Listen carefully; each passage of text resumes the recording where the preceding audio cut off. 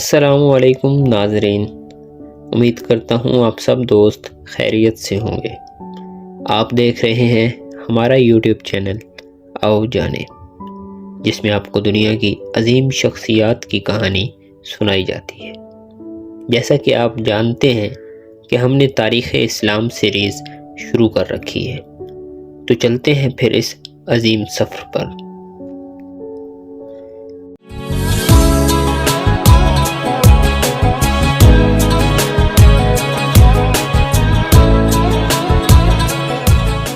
حضرت عیسیٰ علیہ السلام کے آسمانوں پر اٹھا لینے کے بعد ہر طرف کفر و شرک کا دور دورہ تھا۔ اکا دکا اصحاب تھے جو اپنے دل میں ہدایت کی شمع روشن کیے کسی اچھے وقت کے منتظر تھے۔ جزیرہ عرب پوری دنیا سے کٹا ہوا تھا۔ یہاں نہ تو مختلف مذاہب تھے اور نہ ہی کوئی منظم بڑی حکومت۔ یہ خانہ بدوش لوگ اپنی قدیم تہذیب کے مطابق سادہ زندگی گزارتے تھے۔ یہاں پر حضرت اسماعیل علیہ السلام کے بعد نبی آخر الزمان تک کسی نبی کے مبعوث ہونے کی خبر نہیں۔ اس وقفے کے دوران عرب کے باسی حضرت ابراہیم اور حضرت اسماعیل کے دین پر قائم تھے، لیکن وقت گزرنے کے ساتھ ساتھ وہ ان میں سے بہت سی تحریفات کر چکے تھے۔ مشرکانہ عقائد بھی ان کے دین میں داخل ہو چکے تھے۔ اللہ تعالیٰ نے حضرت اسماعیل علیہ السلام کی نسل میں بہت برکت دی تھی۔ ان کے 12 بیٹے تھے۔ بہت جلد ہی اولاد اسماعیل کی تعداد اتنی بڑھ گئی کہ انہوں نے معاش کی خاطر جزیرہ عرب سے ہجرت کر لی۔ آخرکار نسل اسماعیل میں سے عدنان کا ظہور ہوا، جو قابلیت اور شہرت کے لحاظ سے تاریخ عرب کے ممتاز ترین فرد رہے، اور ان کا سلسلہ نسب سب سے محفوظ ترین مانا جاتا ہے۔ عدنان کے بعد قصاب انقلاب نے بہت عزت پائی، اور پھر ان کے بعد ہاشم بن عبد المناف اور حضور پاک صلی اللہ علیہ وسلم کے دادا حضرت عبد المطلب نے بھی بہت اعلیٰ مقام پایا۔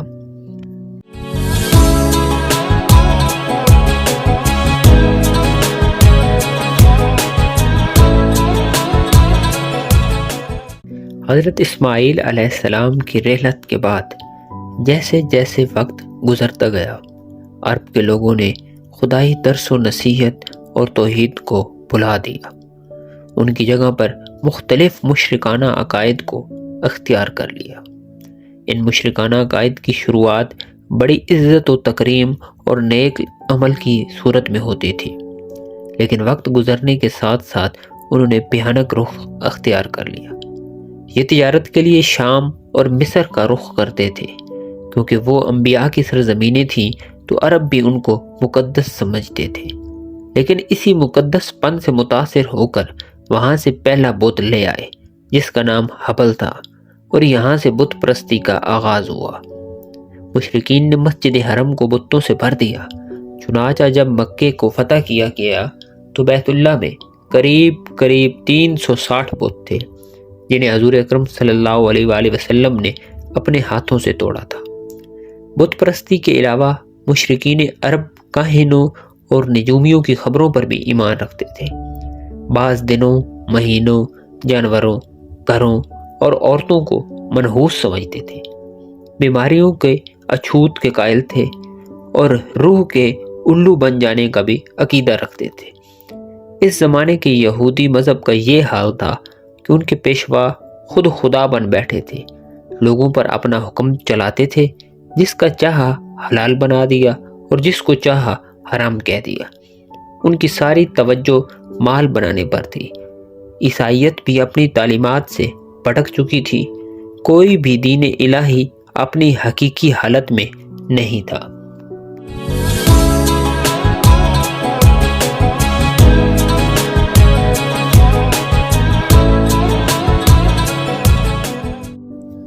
حضور اکرم صلی اللہ علیہ وآلہ وسلم کی نبوت سے پہلے معاشرتی طور پر عرب قبائل انتہائی خستہ حالت میں تھے۔ قتل و غارت، چوری، ڈکیتی اور زنا عام تھا۔ حضرت عائشہ رضی اللہ عنہ بیان کرتی ہیں کہ جاہلیت میں نکاح کی 4 صورتیں تھیں۔ ایک تو وہی صورت تھی جو آج بھی لوگوں میں رائج ہے، یعنی لڑکے اور لڑکی کے ولی و احباب آپس میں گفتگو کر کے دونوں کا نکاح کر دیتے ہیں، لڑکا حق مہر دیتا ہے، رشتہ استوار کر لیتا ہے۔ دوسری صورت یہ تھی کہ جب عورت حیض سے پاک ہوتی تو اس کا شوہر کہتا کہ فلاں شخص کے پاس پیغام بھیج کر اس سے زنا کراؤ، اور شوہر خود اس سے الگ تھلگ رہتا تھا، یہاں تک کہ واضح ہو جاتا کہ جس آدمی سے زنا کروایا اس سے حمل ٹھہر گیا ہے۔ ایسا اس لیے کیا جاتا کہ اولاد شریف اور باکمال پیدا ہو۔ تیسری صورت یہ تھی کہ 10 آدمیوں سے کم ایک جماعت اکٹھا ہوتی اور سب کے سب ایک ہی عورت سے زنا کرتے۔ اس حمل سے جب بچہ پیدا ہوتا تو وہ عورت سب کو بلا لیتی اور اپنی مرضی سے ہی ان میں سے کسی کے ساتھ بچوں کو منسلک کر دیتی، اور پھر وہ اسی کا لڑکا مانا جاتا تھا۔ چوتھا نکاح یہ تھا کہ بہت سے لوگ اکٹھے ہوتے اور کسی عورت کے پاس جاتے۔ یہ زیادہ تر پیشہ ور ہوتی تھیں جو کسی کو بھی نہیں روکتی تھی، سب اس سے بدکاری کرتے۔ اگر ان سے بچہ پیدا ہوتا تو کسی کاہن کے ذریعے وہ بچہ اس گروہ میں سے کسی ایک کے ساتھ منسلک کر دیا جاتا۔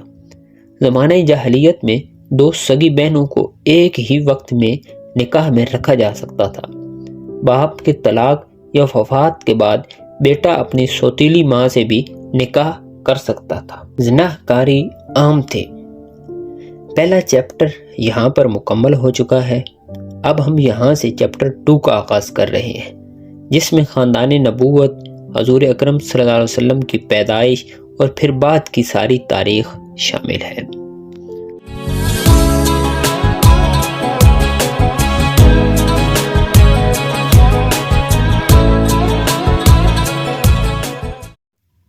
حضور اکرم صلی اللہ علیہ وآلہ وسلم کا سلسلہ نسب 3 حصوں پر مشتمل ہے۔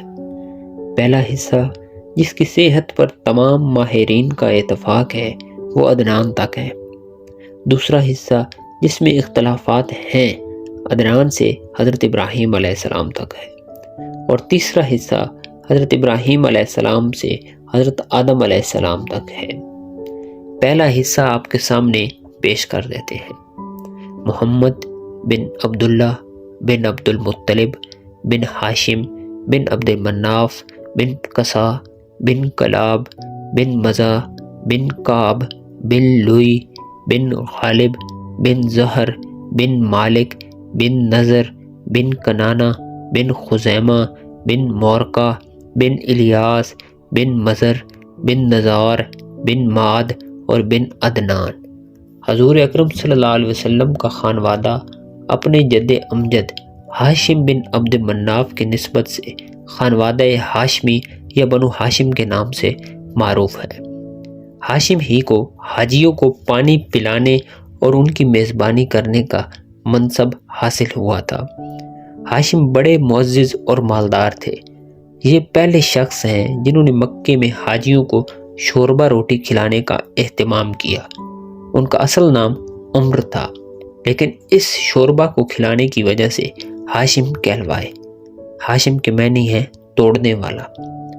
ہاشم تجارت کے لیے ملک شام جا رہے تھے کہ راستے میں یثرب پہنچے تو قبیلہ بنی نجار کی ایک خاتون سلمہ بنت عمرو سے شادی کر لی، اور کچھ دن گزارنے کے بعد بیوی کو وہیں چھوڑ کر تجارت کے سفر کے لیے شام روانہ ہو گئے، اور اسی سفر میں وفات پا گئے۔ ادھر سلمہ کے بطن سے بچہ پیدا ہوا۔ یہ قریب 497 عیسوی کی بات ہے۔ پیدائش کے وقت بچے کے بالوں میں سفیدی تھی تو اس کا نام شیبہ رکھ دیا گیا۔ خاندان بنو ہاشم کو شیبہ کے وجود کی خبر تک نہ تھی، اور پھر یہ شیبہ عبد المطلب کیسے بنا یہ جاننے کے لیے ہمارے ساتھ جڑے رہیں۔ جلد ہی ملتے ہیں تاریخ اسلام کی نئی قسط کے ساتھ۔ تب تک کے لیے اللہ حافظ۔